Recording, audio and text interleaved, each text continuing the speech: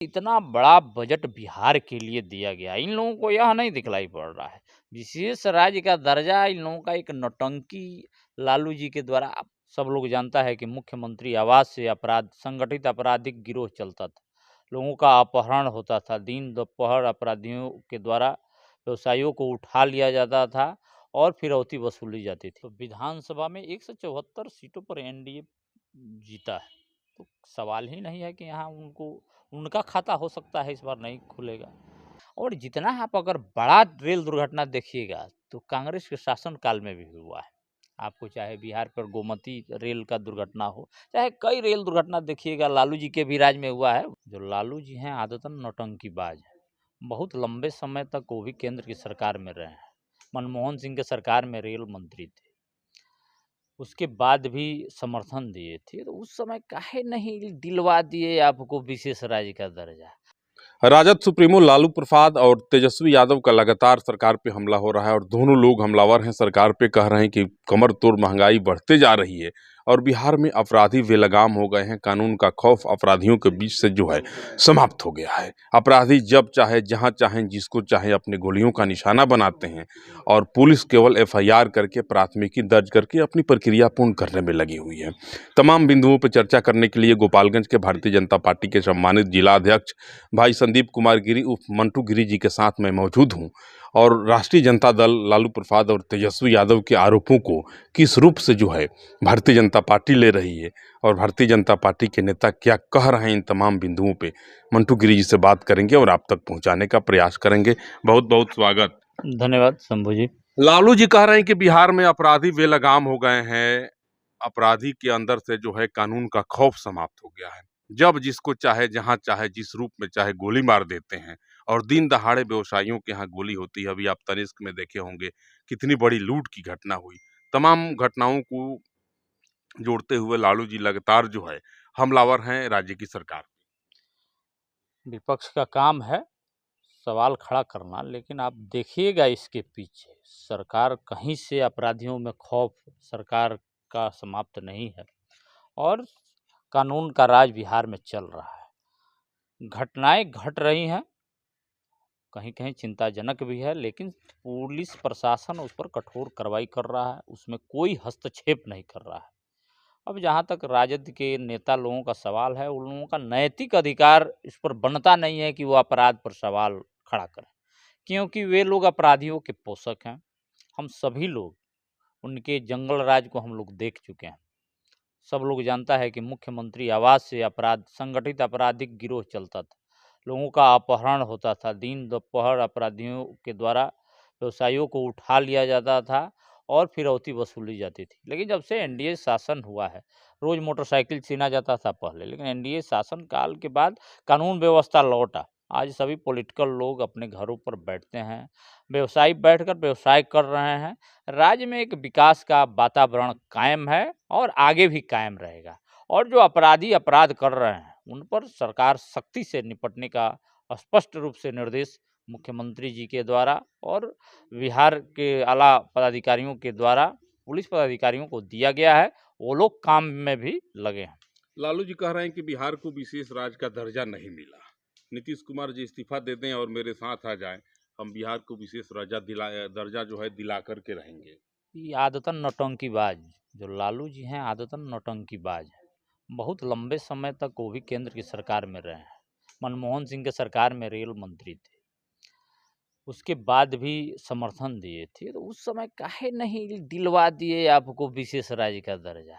आज वो लोग जान रहा है कि बिहार में 58,900 करोड़ का बजट बिहार को मिला है, जिसमें सड़कों का जाल बिछेगा, बाढ़ नियंत्रण के लिए आपको पैसा मिला है, जिसे बाढ़ नियंत्रण में सहयोग मिलेगा। गया को औद्योगिक इकाई के रूप में उसका स्थापना किया गया है, एक उद्योग का वातावरण बनेगा। सब कुछ इतना बड़ा बजट बिहार के लिए दिया गया, इन लोगों को यह नहीं दिखलाई पड़ रहा है। विशेष राज्य का दर्जा इन लोगों का एक नौटंकी लालू जी के द्वारा पहले आप एक बार भी नहीं उठाए, आज उठा रहे हैं। आज इतना बजट मिल गया, बिहार में एक वातावरण बना कि केंद्र सरकार मोदी सरकार ने अपना पूरा खजाना बिहार के लिए खोल दिया है। उसका लाभ बिहार वासियों को मिलेगा। तो लालू जी का ऐसे ही लोग करते रहता है, अपने समय कुछ नहीं किया, दूसरे पर सवाल खड़ा करेगा। सुरक्षा कवच की बात हो रही है, जब रेल दुर्घटना लगातार हो रही है देश में, तो सुरक्षा कवच पे लालू जी सवाल खड़ा कर रहे हैं कि जब हम रेल मंत्री थे तो मेरे रेल मंत्री के समय कार्यकाल में एक भी रेल दुर्घटना नहीं हुई और कहीं कोई सुरक्षा कवच पे करोड़ों रुपए खर्च करने की जरूरत नहीं पड़ी। रेल उस समय मुनाफे में था और आज जब हम रेल मंत्री नहीं हैं, भारतीय जनता पार्टी की गठबंधन वाली सरकार चल रही है, तो लगातार जो है रेल दुर्घटना हो रही है और सुरक्षा कवच पर जो खर्च किया गया उसका क्या हुआ? देखिए, रेल दुर्घटना दुर्भाग्यवश होता है, या कहीं न कहीं इस पर सरकार इस पर जाँच करवा रही सुरक्षा है। कवच को घेर रहे हैं। लगातार उस सुधारने का प्रयास इस पर चल रहा है। जो रेल मंत्री हैं, उनके द्वारा लगातार रेलवे को व्यवस्थित करने के लिए, सुरक्षित करने के लिए लगातार केंद्र सरकार से भी बजट मिल रहा है और वो भी लगे रहते हैं। और जितना आप अगर बड़ा रेल दुर्घटना देखिएगा, तो कांग्रेस के शासनकाल में भी हुआ है। आपको चाहे बिहार पर गोमती रेल का दुर्घटना हो, चाहे कई रेल दुर्घटना देखिएगा, लालू जी के भी राज में हुआ है। वैसे ही बोलने की आदत है, लोग भूल गया होगा, लेकिन हम लोगों को याद है कि उनके मुख्यमंत्री रेल मंत्री थे। और उनके रेल मंत्री में तो आप देख रहे हैं, रेलवे में नौकरी के नाम पर वो लोग अपना ज़मीन खरीदवाने का काम किया। गोपालगंज का घर उनका जो रेलवे का एक ठेकेदार है बनवाया, हम लोग गोपालगंज के हम लोग जानते हैं। तो उन लोग ये नैतिक आधार उन लोगों को बनता नहीं है इस पर सवाल खड़ा करने का, लेकिन हैं, खड़ा कर रहे हैं।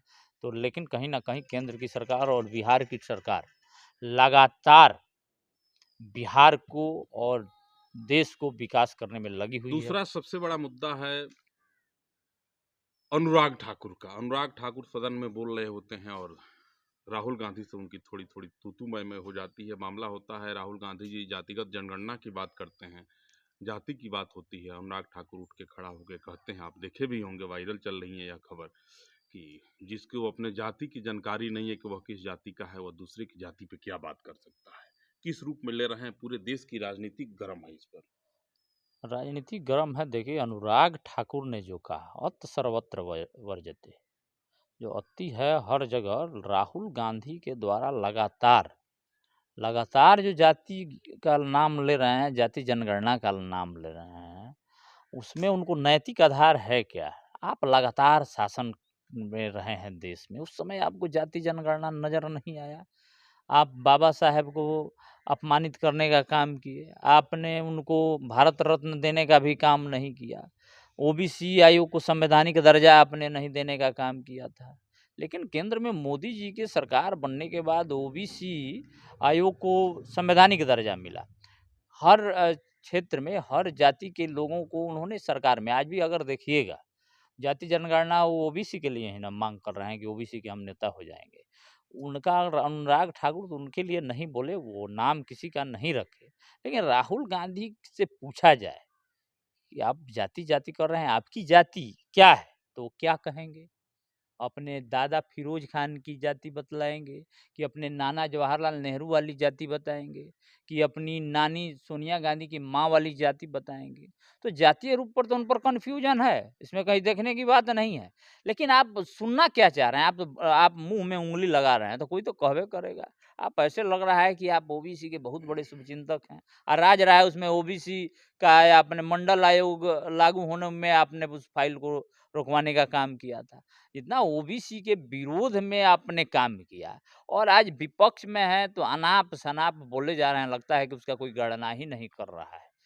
हमारे तो खुद नेता नरेंद्र मोदी जी ओबीसी परिवार से आते हैं, हमारे गृह मंत्री ओबीसी परिवार से आते हैं। भारत के संविधान में जो सबसे बड़ा पद है राष्ट्रपति का, कोविंद जी आपको दलित परिवार से थे। अभी जो हमारी राष्ट्रपति हैं, आदिवासी परिवार से आती हैं। तो ओबीसी दलित पिछड़ा का जितना चिंता एनडीए की सरकार करती है, उसमें आप कहाँ है? आपका तो इतिहास ही रहा है कि ओबीसी के आप विरोधी रहे हैं। आपकी राजनीति तुष्टिकरण पर आधारित रही है। आपके तुष्टिकरण के चलते देश ने पंजाब का समस्या देखा, असम का समस्या देखा, कश्मीर आज कहीं न कहीं आज समस्या कहीं है, तो आपके कारण है। आपने तुष्टिकरण के कारण कश्मीर समस्या को जन्म दिया। देश में आपने जितना कुकर्म किया है, उसको आप एक जातीय जनगणना मांग कर तोपना चाहते हैं, तो देश की जनता भूलने वाली नहीं है। वो लोग याद करके रखी है कि आपने कितना कुकर्म किया है देश के साथ। देश को बांटने के प्रयास किया है। और जाति जन्म का आधार होता है। तो राहुल जन्म, आप धर्म तो है, मान लीजिए धर्म के आधार पर कोई अपना धर्म अपना सकता है, लेकिन जाति माँ जिस जहाँ आपका जन्म होता है उसका जाति माना जाता है। तो सही बात है, अनुराग ठाकुर उनका नाम नहीं रखे हैं, लेकिन अगर पूछा जाए तो आपकी कौन जाति मानी जाएगी? तो आप उस बताइए आप कि आप जाति कब चलिए, मानकर आपकी जाति का पता नहीं। बिहार में विधानसभा चुनाव की सुगबुगाहट होने लगी है और राष्ट्रीय जनता दल महागठबंधन के लोग कह रहे हैं कि इस बार जो है एनडीए गठबंधन का खाता नहीं खुलेगा और बिहार में महागठबंधन की सरकार बनेगी और तेजस्वी यादव मुख्यमंत्री होंगे। महागठबंधन के लोग अभी से ही ताल ठोकने लगे हैं। ये तो दूर दूर तक कहीं ऐसा संभावना नहीं आता। शंभू जी, आप देखें लोकसभा चुनाव में अगर आप 174 सीटों पर जो विधानसभा के देखिएगा विधानसभा वाइज, तो विधानसभा में 174 सीटों पर एनडीए जीता है। तो सवाल ही नहीं है कि यहाँ उनका खाता हो सकता है इस बार नहीं खुलेगा। हम पूरे भारतीय जनता पार्टी, जनता दल यूनाइटेड, जो भी एनडीए के घटक दल है, हम लोग आज से ही लगे हैं कि बिहार में हम लोग जंगल राज को वापसी नहीं होने देंगे। हम लोग जो सरकार चल रहा है आम जनता की, गरीब की, मजदूर की सरकार चल रही है, वो कायम रहेगी। गोपालगंज के भारतीय जनता पार्टी के जिलाध्यक्ष हैं और आप इनको सुन रहे थे। कमेंट करेंगे और ज़रूर बताएंगे। नमस्कार।